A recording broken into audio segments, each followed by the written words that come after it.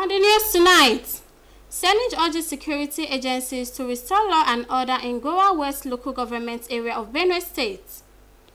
Justice James Kolawole Omotosho of the Federal High Court, Abuja, dismisses a suit seeking fundamental rights for commercial sex workers.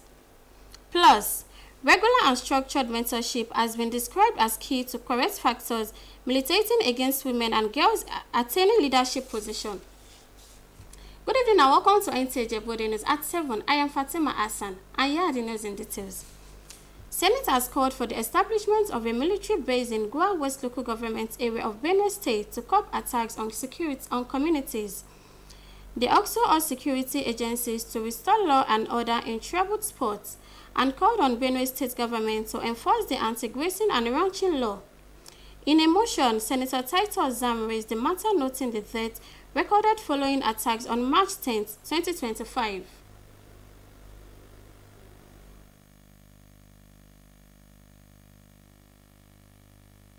And hope that with the resolutions of today, that succor will come to the people there, and the military base will be established in order to save lives and forestall future occurrences. So,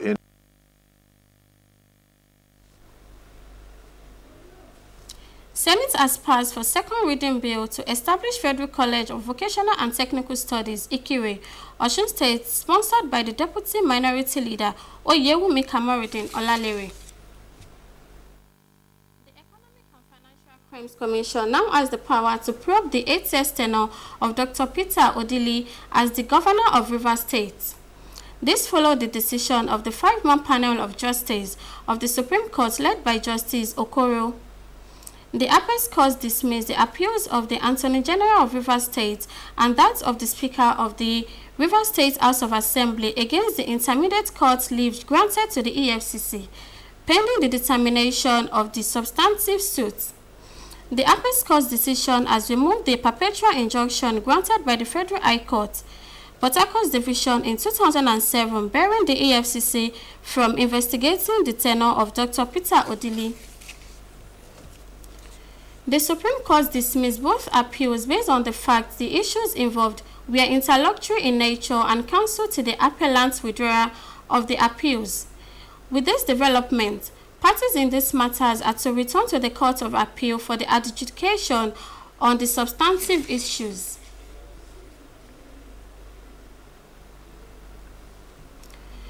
Justice James Kolawole Omotosho of the Federal High Court in Abuja has dismissed a suit seeking fundamental rights for commercial sex workers in the Federal Capital Territory (FCT) to operate without intimidation from security agencies of the federal government. The judge held that the prostitutes have no legal right to enjoy under any non-law or the Constitution of the Federal Republic of Nigeria. In a judgment, Justice Omotosho said that the commercial sex workers were even liable to be arrested, prosecuted for a jail term of 2 years under the criminal law known as Penal Code. A non-governmental organization, Lawyer Alert Initiative for Protection of Rights of Children, Women and Indigents, has sued the Abuja Environmental Protection Board, FCT Minister, Federal Capital Territory Administration, and the Attorney General of the Federation as first and fourth respondents. Respectively, the sex workers had sought to stop the FCT Minister, Wansom Wike, and the Abuja Environmental Protection Board from harassing, intimidating, arresting, and presenting them in Abuja. However, Justice Omotosho in his judgment held that the application of plaintiff was incompetent under the Fundamental Rights Enforcement Procedure Rules 2009. He held that a reasonable person would have expected that the applicant would instead occupy itself with developing the girl child and protecting the sanctity of womanhood instead of promoting immorality and the spread of sexual diseases. Efforts by the current administration to diversify the economy through the creative industry is being sustained as the federal government inaugurates an 8-man interministerial committee on the forthcoming African Global Festival Nigeria. Secretary to the Government of the Federation, George Akume, represented by Permanent Secretary General Office Office of the SGF, Dr. Maris Manbari, described the festival as a game changer in the renewed hope agenda towards improvement of the nation's gross domestic product. Kenneth Nanim reports.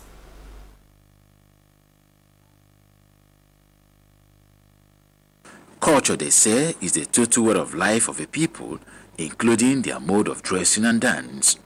With this understanding, the current administration is looking inwards towards harnessing the benefits of Nigeria's cultural heritage as another means of diversifying the economy for more revenue generation.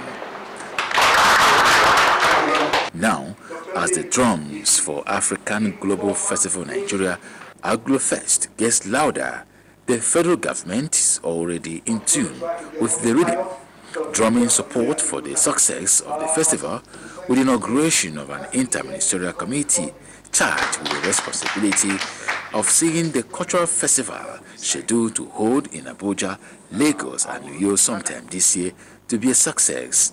You are particularly domesticating it to the Nigerian culture, bringing in our brothers and sisters in the diaspora to key into these very wonderful projects.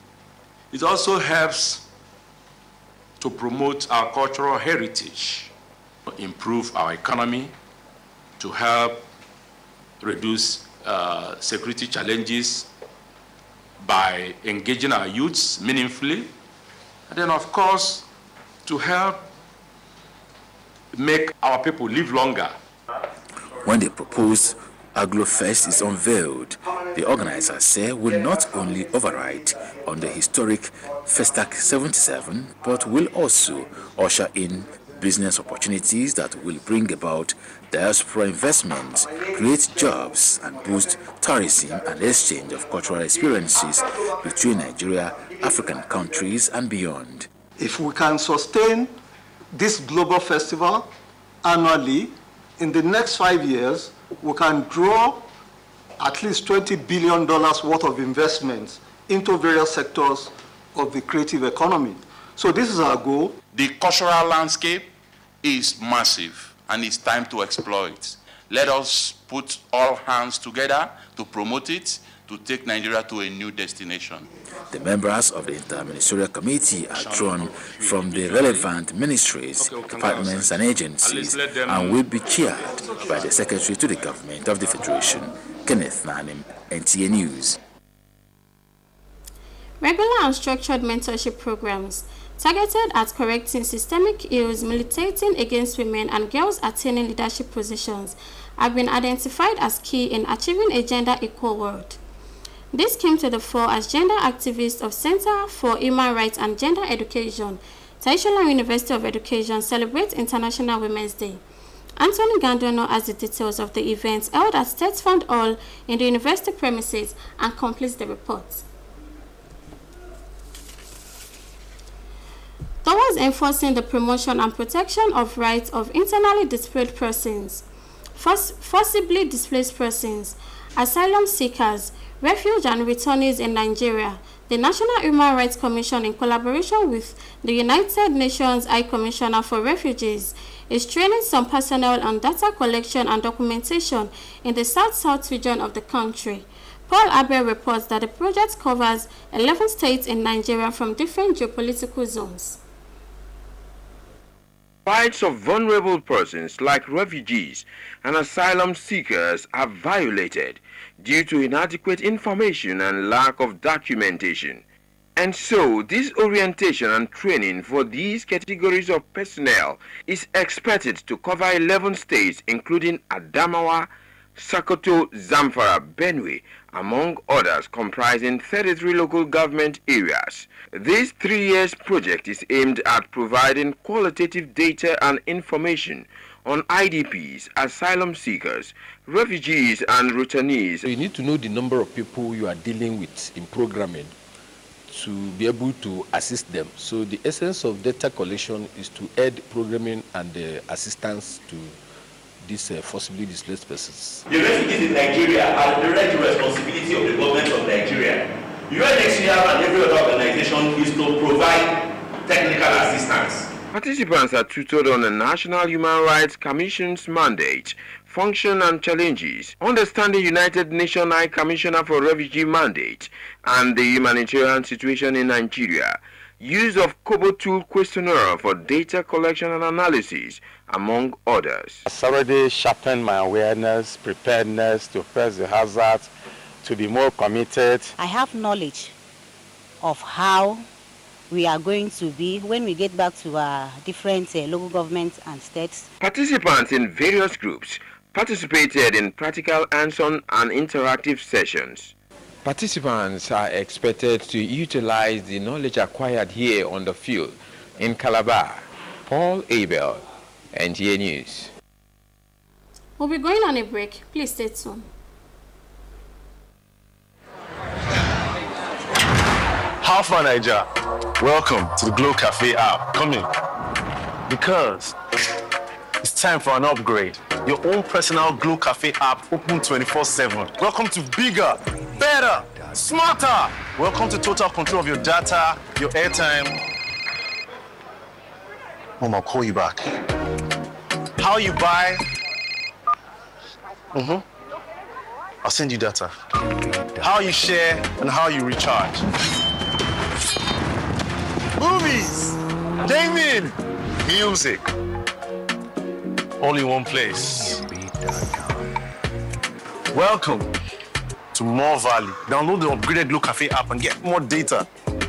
Get 100% recharge bonus and get a massive 100 gigabytes data bonus when you register. Want it all? Download all this into this. Glow Unlimited. Welcome back from the break and thanks for rejoining us. As the world witnesses another convergence of Lent and Ramadan in the same month, it presents a unique opportunity to enhance peaceful coexistence, religious tolerance, and harmonious relationships among people with different faiths. In this report, Nta Ijebu harps on the significance of this spiritual season to promote a culture of mutual respect, understanding, and cooperation. A report. In an increasingly interconnected world, the need for religious tolerance and peaceful coexistence has never been more paramount. This is particularly true in 2025, as the Christian season of Lent and the Muslim month of Ramadan coincide, providing a unique opportunity for dialogue and mutual respect among adherents of the two major religions. As Lent and Ramadan coincide, there exists a unique opportunity for individuals and communities to embrace religious tolerance and foster peaceful coexistence by focusing on shared values, encouraging interfaith dialogue. During this period is a special time to ask for repentance from God, because God always wants us to come to Him. To move closer to Almighty Allah, followers of all faiths can create a culture of understanding and respect. The path forward requires commitment from community leaders and individuals alike by promoting acceptance and cooperation. In Ibadan, Nta Ijebu, NTA News. Ekiti State Governor Biodun Oyèbánjí has praised the Nigerian Army for its relentless efforts in combating banditry and insecurity across the country. The governor stated this at the government house while paying host to the army delegates who came to inspect the site of the proposed army barrack in Ekiti State. Tayo Osho reports. Hosting a delegation of army personnel in Ado-Ekiti, Governor Oyèbánjí acknowledged the military role in maintaining peace and emphasized that their contributions cannot be overlooked. He lauded the army's decision to establish a battalion in Ekiti State, describing it as a strategic move to enhance security in the region and environs. The governor assured the military of his administration's commitment to facilitating the swift and seamless establishment of the barrack. Within 2 weeks, we got the community decided, so it's first ownership. So the people have taken ownership of the projects. So there are things we need to do as a government to ensure that we can move faster than this. We need to do that. Our military security is the foundation for any development in any area. Outgoing 12th Brigade Commander Major General Oluremi Fadairu, who led the team to inspect the proposed site for the barrack at Ikere-Ekiti, expressed confidence that once operational, the unit would significantly strengthen security in Ekiti and impact the state's economy positively. We have to serve, we have to work for the states, in no time, the security situation will be far better. Major General Fadairu also confirmed that personnel designated for the battalion are already in place and ready to commence operations in Ado-Ekiti. Tayo Osho, NTA News. That's all we have for you tonight on Nta Ijebu News at 7. Join us tomorrow for more interesting stories. Thanks for joining us. Good night. Bro, I tell you, this match 3-0. Okay. If I win you, something will come out. Don't play with me. Fast ball. You know what? You don't shot me. Bro. Now we got this man.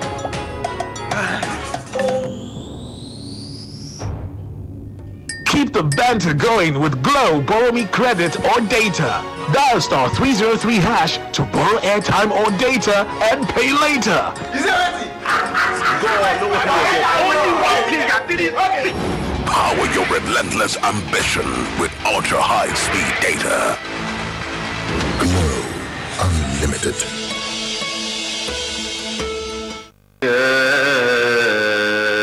أيها الذين آمنوا كتب عليكم الصيام كما كتب على الذين من قبلكم لعلكم تتقون. مرحبا بكم يا رمضان، مرحبا بكم يا رمضان، مرحبا بكم يا رمضان. الحمد لله رب العالمين.